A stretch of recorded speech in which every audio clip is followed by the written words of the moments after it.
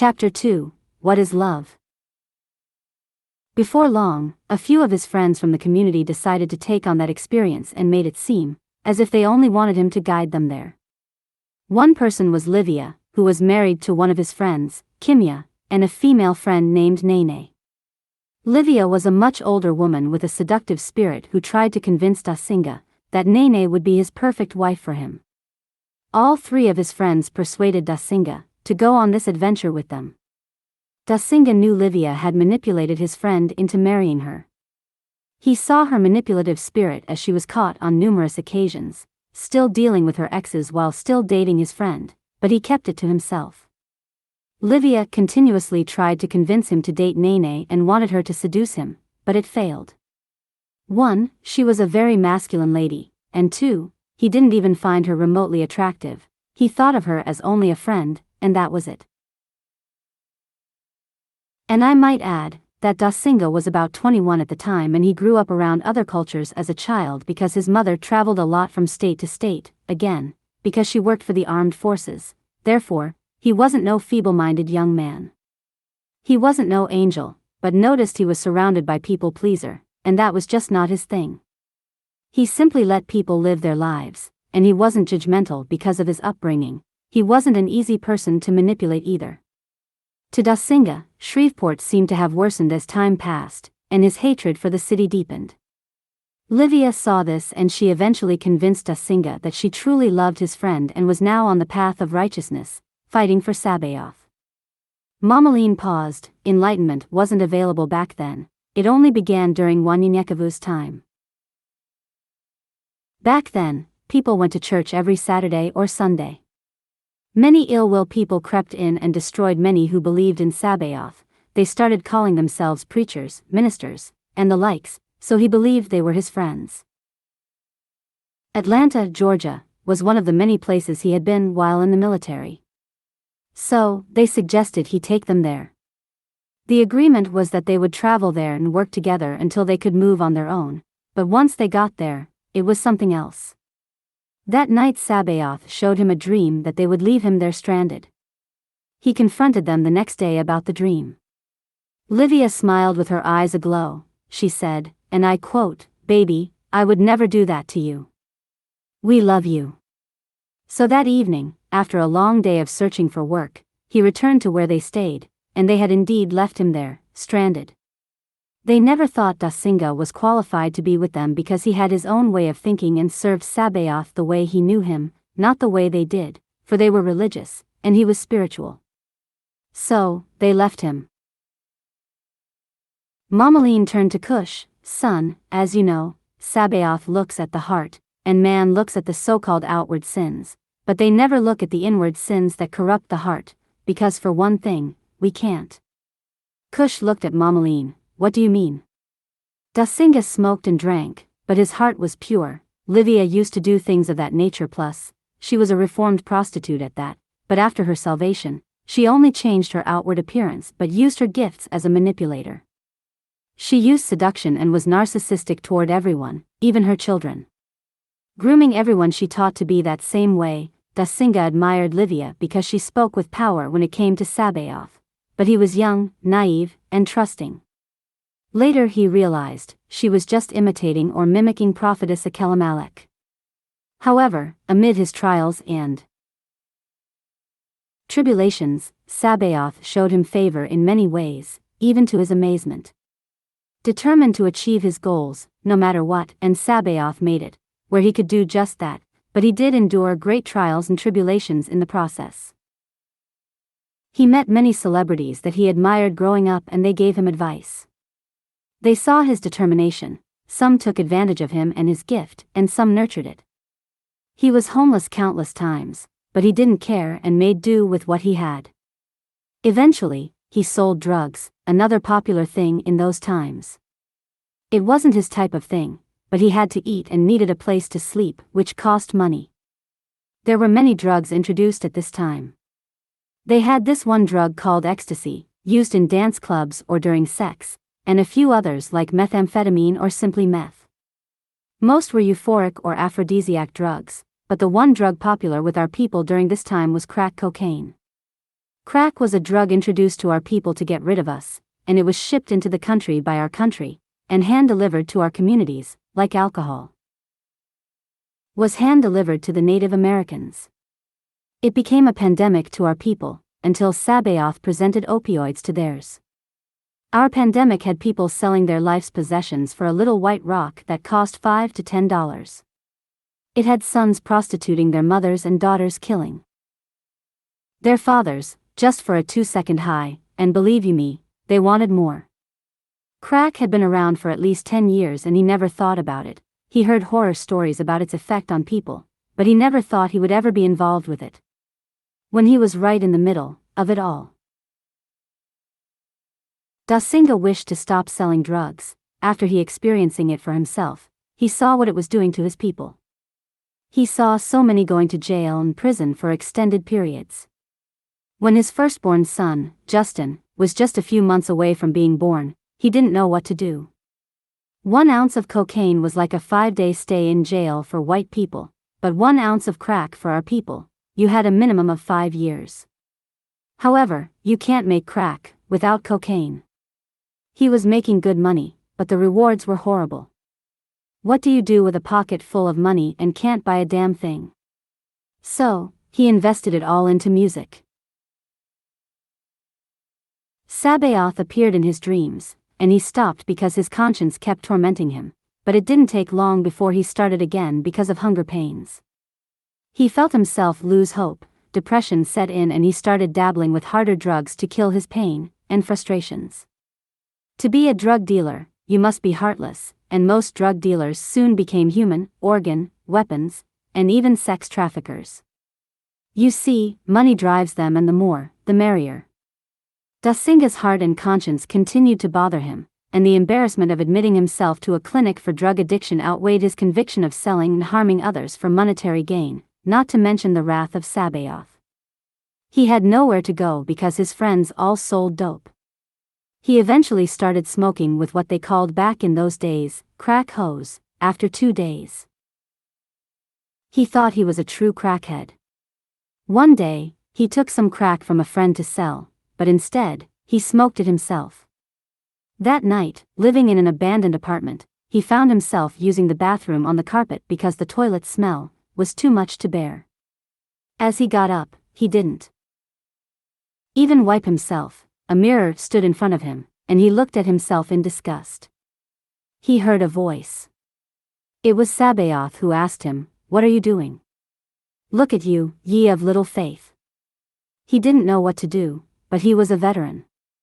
He admitted himself to the local VA hospital as an addict. To be honest, that's what he would have been if he had not done so. This was when he met Ron Tyner. Ron was a slender, short man with a problem with alcohol and crack cocaine as well. This program was for 90 days. Afterward, you were transferred to a halfway house for another 90 days.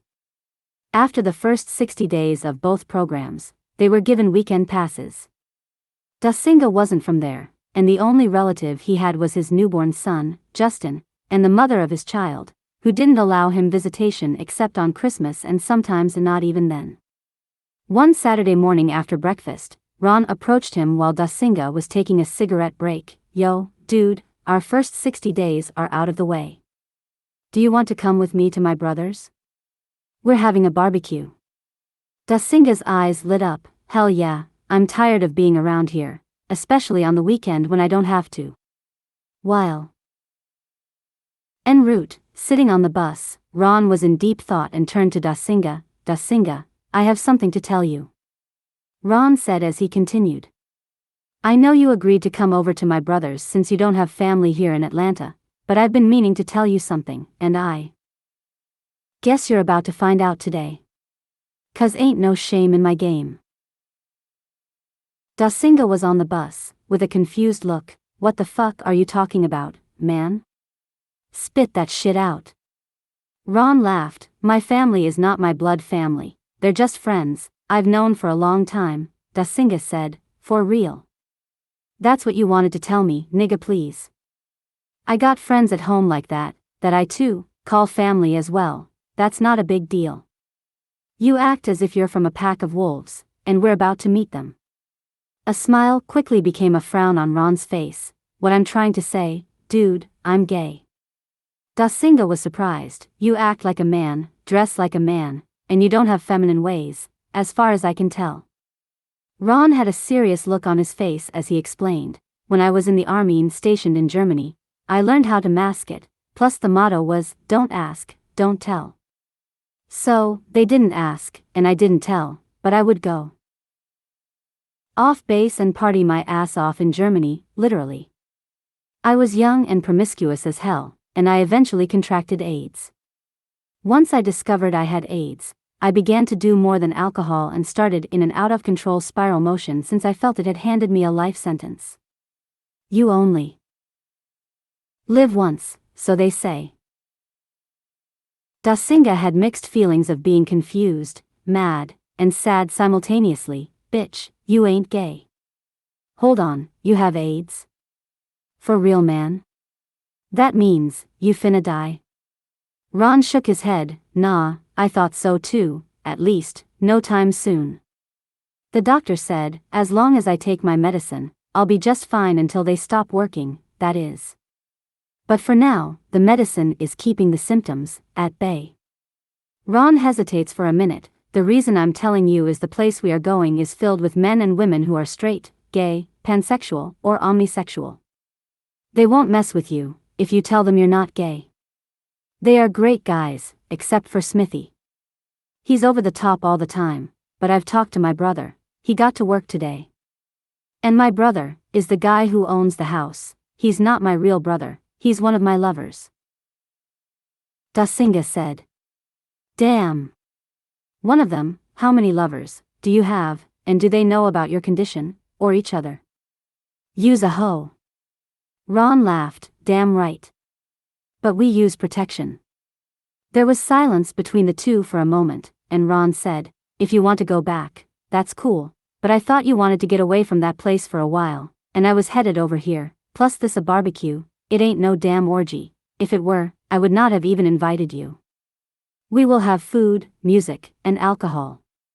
However, I don't drink, of course, except for my O'Douls, but that's non-alcoholic. Dasinga just sat there on the bus, thinking for a moment. Hell, I'll go, 'cause we're almost there, but if one of the motherfucker looks at me sideways, I'm outta there. They caught another bus once they arrived at West End train station. Since there was hardly anyone on this bus, Ron felt the need to explain himself. When I was young, my uncle bought me things, and at the time, I didn't know what he was doing, but after a while, he started molesting most of my friends and myself. The gifts and money he showered us with were too good to let go. Pausing, he continued. Many, if not all, of the people I know, who's gay, someone molested us, either someone in the family or close to the family. Some might agree or disagree with this statement, but I believe afterward, most but not all, became promiscuous or gay. I blamed myself for letting it happen for a long time, but I let it continue. He would give us money and, hell, anything we wanted. I soon enjoyed it and am not ashamed of who I am. Dasinga had served in the military and had been around many people who had different cultures. He had learned by experience that judging people who didn't think or act like him was wrong. He didn't have to agree or disagree with what they thought. All he had to do was be himself. Cultural and religious differences were typical, but for the first time, he faced sexual differences, but he just added it to the list of differences people had. Ron continued, we have different opinions, even in our, I'll call sexual orientation group. There are 3 types of gay men. The ones like me, who dress like a man, and act like a man but are gay. Then you have the one that dresses like a man but outwardly shows their gay tendencies, and then some dress like a woman and act like a woman. This last group is the ones I can't stand. Dasinga was confused. Why? You can't stand them? Ron said, if you're gay, and you don't have to put on a show to prove you're gay. As a matter of fact, there is a great division among us. Jeffrey Dahmer was gay, but because his ass was going around eating motherfuckers, they didn't want him associated with the gay community. I'm starting to hear people talking about binary and non-binary. What the fuck is that? You just wait, I'll give it 20 years, and they will be going around saying we need to break down pronouns and genders or give us a classification, or both. Dasinga thought for a moment. I think the kind of gaze that would be damaging to women would be the kind that dates a woman, then after she falls in love with them and they suddenly tell them, hey, I'm gay. It would tear them apart. Ron then said. That's bisexual, and being on the DL, but it's still gay.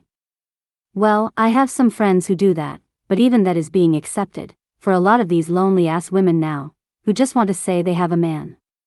You will be amazed at all the things Atlanta cater to in the homosexual, I guess, you can say, genre. They have gay bars, sex clubs and more, and most of these rich athletes, actors, singers and other whose gay finances them. Many come to Atlanta straight, but leave gay.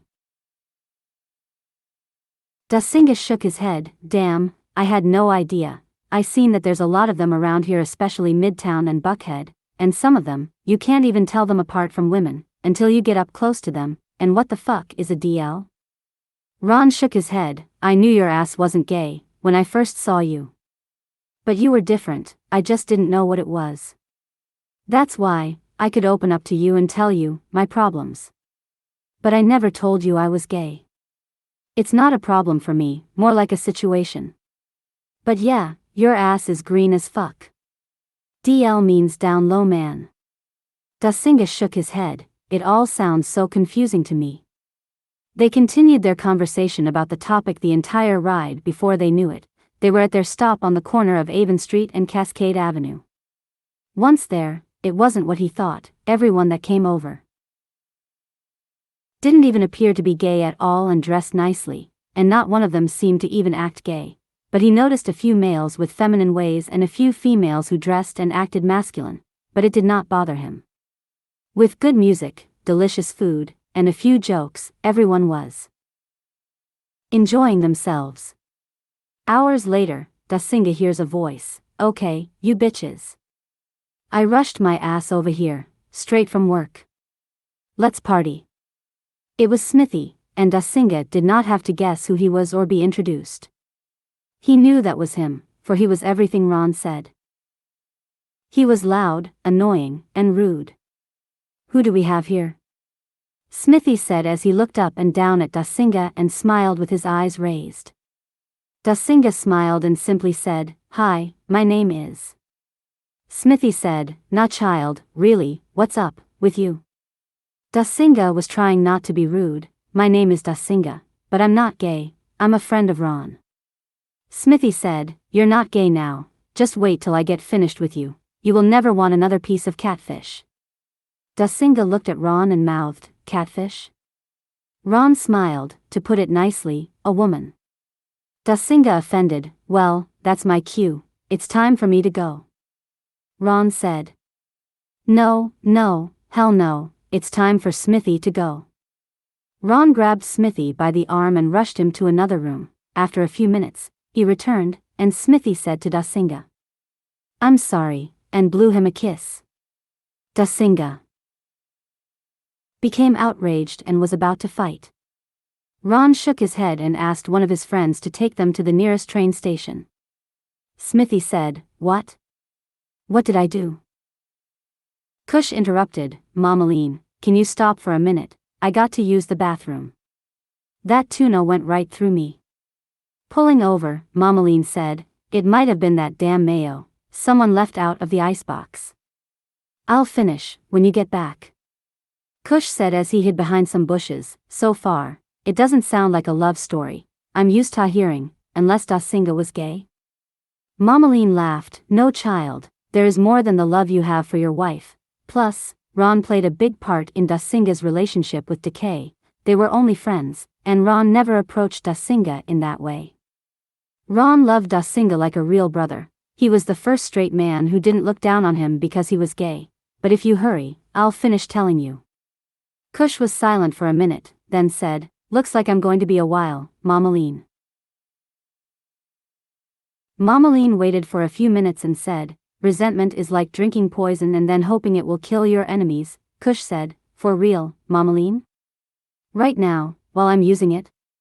Cush hesitated. Who is Nelson Mandela? Cush said, on a mission, your worst enemy is idle time. Mammalean replied, who is Nipsey Hussle? Mammalean then asked, you can't make decisions based on fear and the possibility of what might happen. It was a few seconds later, Cush replied, who is Michelle Obama? Cush, in turn, said, if I didn't define myself for myself, I would be crunched into other people's fantasies, for me and eaten alive, Mammalean said. I can't remember that one, Cush said. Audre Lorde, writer, feminist, womanist, librarian, and civil rights activist. Okay, it's still my turn then.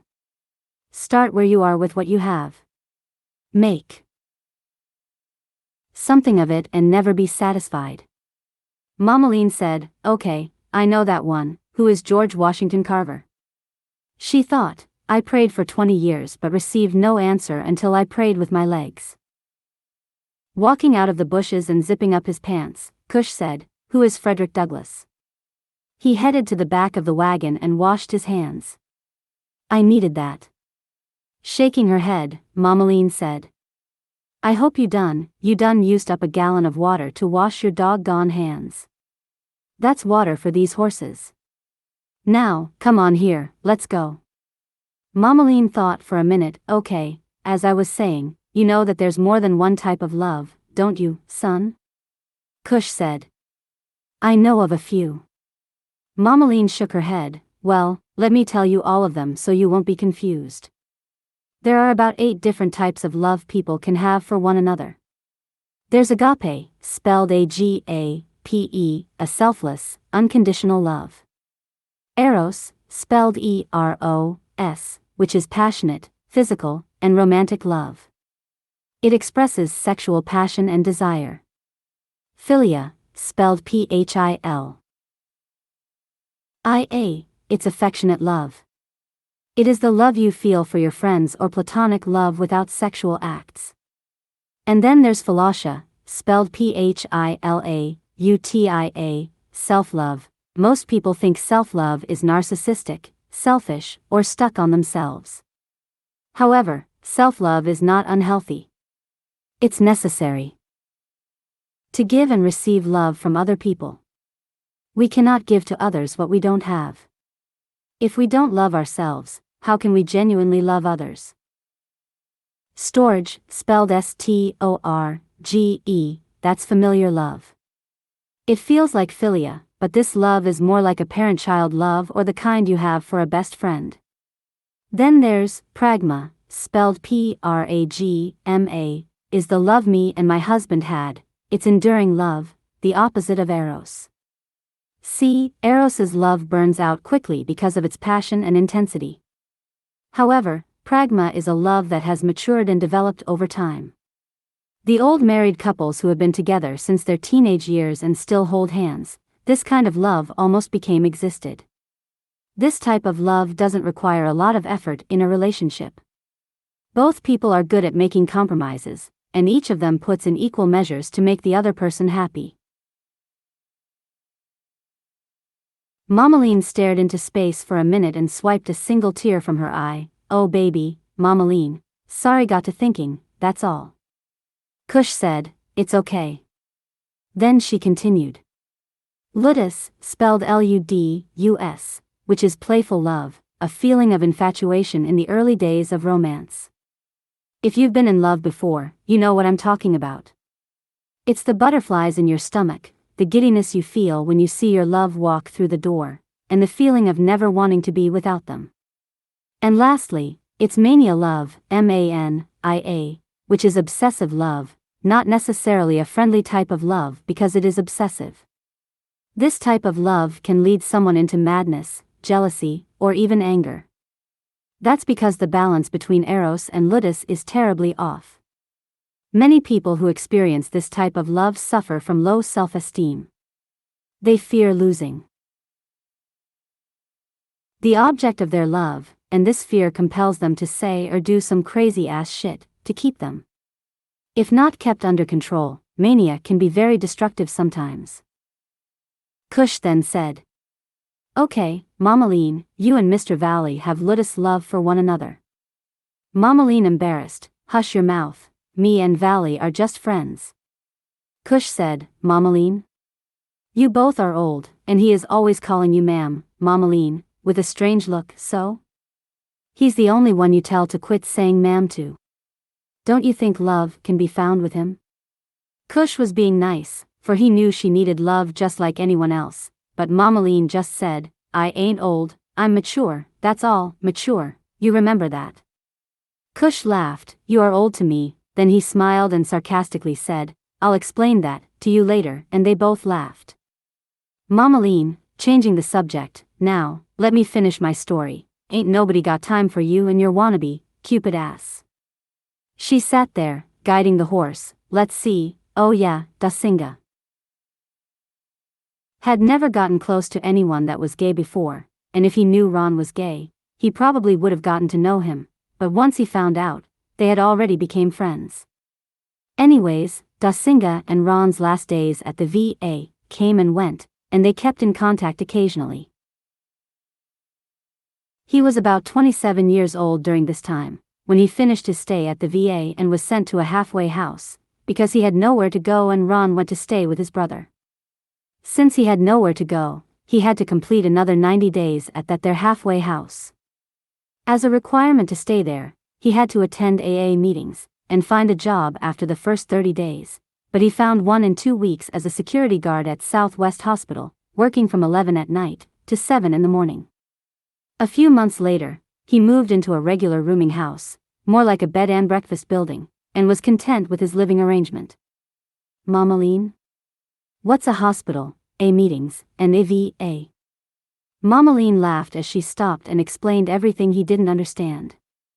Once he understood, she quickly began her story again. Now, where did I stop? Cush smiled. He moved to that halfway house and got a work permit at that hospital in the Southwest? Mammalean smiled. Southwest Hospital was the name of the hospital. Okay, one night while at work, he saw a beautiful woman he had never seen before. She was a slender woman who walked with grace, poised, and eloquence. One of the most beautiful things he had ever seen in his life was walking towards him in the hallway as he was making his rounds in the hospital. He wanted to stop and talk to her, but he only nodded his head, hello. She smiled. Hi, as she passed him, he turned around to look at her. But to his surprise, she had turned around to look back at him, and they smiled back at each other with embarrassment. They were both embarrassed, because they did not expect to see each other looking back at one another. Dasinga felt she was out of his league and would not want someone of his stature, but little did he know she was just as interested in him as he was in her. He overheard the doctors, nurses, EMT, and just about everyone were trying to talk to her. She was friendly and always spoke when she was spoken to, but Dasinga felt she would be more interested in them than him because they made more money than him. Now, Dasinga would take his Torah to work with him and read it whenever there was an opportunity to do so. By working that late at night, the opportunity came more than he thought. A week or so passed, and he had made his round and decided to read his Torah in the ER or emergency room because it was quiet and there were no patients. She was an intake receptionist in the ER, and she saw him reading the Torah. I see you read the Torah. A lot. Are you a Christian? Her voice was like a breath of fresh air, soft and refreshing, with a bit of an accent he could not predetermine. He smiled, yes and no. She looked at him, what does that mean, yes and no? That's confusing. He smiled back at her, well, do I believe in Christ? That's what they called Mshika back then. Cush had gotten lost in the story and politely said, yes I know. Mammalean continued, he said, well, do I believe in Christ? Yes. But no, I do not hold on to the traditions of men and let them dictate to me how to serve my God. That's a definite no. Amazed at his answers, she smiled, I like that. Dasinga was curious. I hear an accent I'm not familiar with because I have friends from Jamaica and Trinidad. It sounds similar, but it's different. Where are you from? She smiled, and what a beautiful smile it was, as she blushed. I'm from St. Thomas, the U.S. Virgin Islands, but my family comes from Tortola, the British Virgin Islands. Sitting in the last row in the back of the ER, he made his way up to the front and sat down in front of her desk. "What do you know about the Torah?" he asked. "I don't know much, but I've always been curious to learn." He was excited and told her about the Torah, and by the end of the night, he had summarized the entire book. Amazed at what he knew, she became very interested in him. Dasinga found himself caught up telling his story and was about to ask her something but thought about it. "I'm so sorry," reaching out his hand, "my name is Ajani, but my friends call me Dasinga." She replied as he stretched out her hand, "I too was, how you say it, caught up, enjoying you tell your story. Where are my matters? My name is Decay. You also have a little bit of an accent, it sounds like Atlanta, but is different." He smiled, "I'm from Louisiana, our culture is very similar because of the slave trade." She raised her eyebrows, "You know about that as well, not many people in Atlanta care about stuff like that." When they touched each other's hands, it felt like electricity ran through Dasinga's body. They talked and joked all night before they knew it, their shift was over. For weeks, they spoke to each other at work and quickly fell for each other. Mammalean pauses for a moment, "You know what? While I'm thinking about it," his tone and his poetry turned around during this time period. Mammalean pauses again, "I recall some of his previous work before he met her because of their timestamps. They were good, don't get me wrong, but they became exceptionally profound. There were poems like All the Qualities I Need." Clearing her throat, she quoted the poem. "Speak your mind, that's all I ask, not trying to hear anything that's fake. So, stop with the mask. Though, there might be problems, you're the one I need, no use trying to learn anyone else, all over again. You're my woman, I'm your man. We've talked, and talked. You understand my meanings, I understand yours. There's nothing else to read, communication is the key. Just consider us as one, between you and me. You have all the qualities I need." Mammalean said, "Touch and go. Just for you. You know the date and time, the day and the year, better than I do. When I first started this conversation with you. I hope by now, you know it's true. I care about you. Now, you know how I feel. Let me tell you that feeling is real. Many times, I thought God sent me meat to eat. But that meat had been spoiled, or left out too long. Or even freezer burned. Then one day, I got a message from on high. To me, it was a great surprise. Feeling you, made my whole world turned. Longing for someone to see, someone to comfort me. With these weary eyes, was love for me? I hope that feeling was true, too, for you. We talked, let everything out. Didn't hold back. Yes, we both told the truth. That's how we met. I wouldn't mind falling in love with you. You are caring, sharing, loving and wise. This is no lie. Don't stop what you do. Because you are who you are, and because of that, I wrote this. Because I want you to know that this is not touch and go." Mammalean said, "Having sex versus making love." Cush blushed as she continued.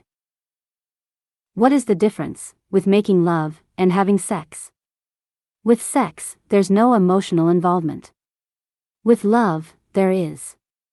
Sex can be performed with anyone. With love, that person has to be something special. Someone special. Sex can be purely lust, making love involves love. Today many don't believe in love. One could be in love, and the other in lust.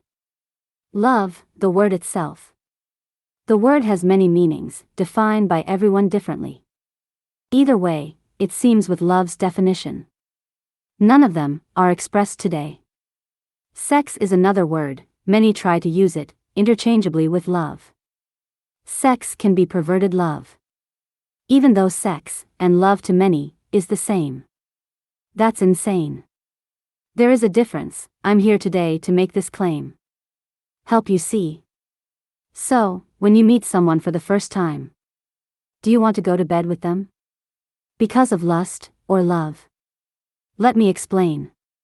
For me, if I meet someone on the street, and is turned on because she has a big butt, big breast, big, beautiful lips, nice hips.